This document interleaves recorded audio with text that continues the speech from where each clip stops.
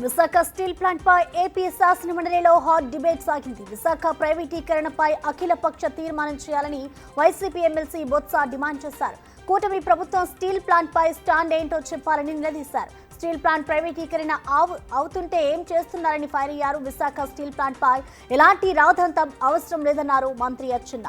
విశాఖ ఉక్కు పరిశ్రమ ఎట్టి పరిస్థితుల్లోనూ ప్రైవేటీకరణ కాదన్నారు. కర్నూలులో హైకోర్టు బెంచ్ ఏర్పాటుకు ఏపీ ప్రభుత్వం కీలక నిర్ణయం తీసుకుంది. దీంతో కర్నూలులో హైకోర్టు శాశ్వత బెంచ్ ఏర్పాటు చేసేందుకు మైనారిటీ శాఖ మంత్రి మహమ్మద్ ఫారూక్ అసెంబ్లీలో తీర్మానం ప్రవేశపెట్టారు. కర్నూలులో హైకోర్టు బెంచ్ ఏర్పాటు చేయాలని ఎప్పటి నుంచో డిమాండ్ ఉంది. భాషా ప్రాతిపదికన మొదట ఏర్పడిన ఆంధ్ర రాష్ట్రానికి కర్నూలు రాజధానిగా ఉండేది.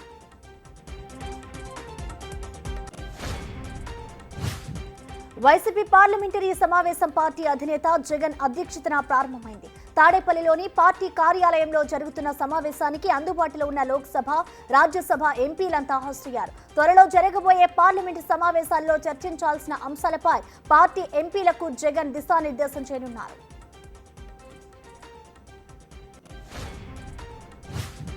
Kaleshwaram commission chairman justice PC Ghosh నేడు హైదరాబాద్ కు చేరుకోనున్నారు.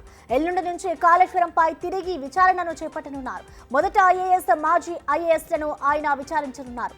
ఆ తర్వాత ప్రజాప్రతినిధులకు నోటీసులు ఇచ్చే అవకాశం ఉంది. ఈసారి విచారణలో కీలక పరిణామం జరిగే అవకాశాలు కనపడుతున్నాయి. వైసీపీ ప్రభుత్వ హయాంలో మద్యం బ్రాండ్లపై చంద్రబాబు విష ప్రచారం చేశారని ఆ పార్టీ మాజీ ఎమ్మెల్యే రాచమల్లు శివప్రసాద్ రెడ్డి ఆరోపించారు. ఏపీలో గతంలో ఉన్న బ్రాండ్సే ప్రస్తుతం వైన్ షాపుల్లో ఉన్నాయన్నారు. వైసీపీ ప్రభుత్వ హయాంలో ఉన్న ధరలే ఇప్పుడు ఉన్నాయన్నారు. మద్యం ధరలు తగ్గిస్తామన్న చంద్రబాబు హామీ ఏమైందని ఆయన ప్రశ్నించారు. మహబూబ్నగర్ జిల్లా ప్రభుత్వ హాస్పిటల్లో దారుణ ఘటన చోటు చేసుకుంది. ఫుడ్ పాయిజన్ తో ట్రీట్మెంట్ కోసం వచ్చిన విద్యార్థులకు పురుగుల అల్పాహారం వచ్చింది. చికిత్స పొందుతున్న మాగనూరు ఫుడ్ పాయిజన్ విద్యార్థులు అల్పాహారంలో పురుగులు ప్రత్యక్షమయ్యాయి. దీంతో వెంటనే అలర్ట్ అయిన హాస్పిటల్ సిబ్బంది ఆ టిఫిన్ను పడేశారు.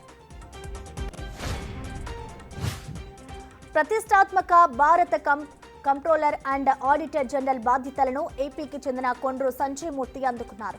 కాగ్ అధిపతిగా ఆయన ప్రమాణ స్వీకారం చేశారు. ఢిల్లీలోని రాష్ట్రపతి భవన్లో జరిగిన కార్యక్రమంలో రాష్ట్రపతి ద్రౌపది ముర్ము ఆయన చేత ప్రమాణం చేయించారు. ఈ పదవి చేపట్టిన తొలి తెలుగు వ్యక్తిగా సంజయ్ మూర్తి అరుదైన ఘనత సాధించారు. కర్ణాటకలో జరిగిన ఘోర రోడ్డు ప్రమాదంలో 8 మంది తీవ్రంగా గాయపడ్డారు. వారిలో 2 పరిస్థితి విషమంగా ఉందని డాక్టర్లు చెబుతున్నారు. ఉడిపి జిల్లాలో 66వ జాతీయ నెంబర్ రహదారిపై ఇనోవాను లారీ ఢీకొట్టడంతో దుర్ఘటన జరిగింది. కేరళకు చెందిన 7గురు తీర్థయాత్రలో భాగంగా శ్రీ చండిగా దుర్గా పరమేశ్వరి ఆలయానికి బయలుదేరిన సమయంలో ఈ ఘటన జరిగింది.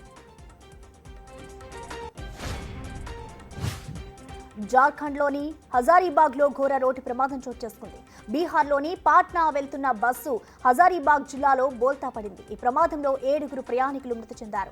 గాయపడిన వారిలో 10 మంది పరిస్థితి విషమంగా ఉన్నట్లు తెలుస్తోంది. ఈ బస్సు కోల్కతా నుంచి పాట్నా వెళ్తుండగా ఈ ప్రమాదం చోటు చేసుకుంది. బర్కతాలోని గోరహార్ పోలీస్ స్టేషన్ పరిధిలో ఈ ఘటన జరిగింది.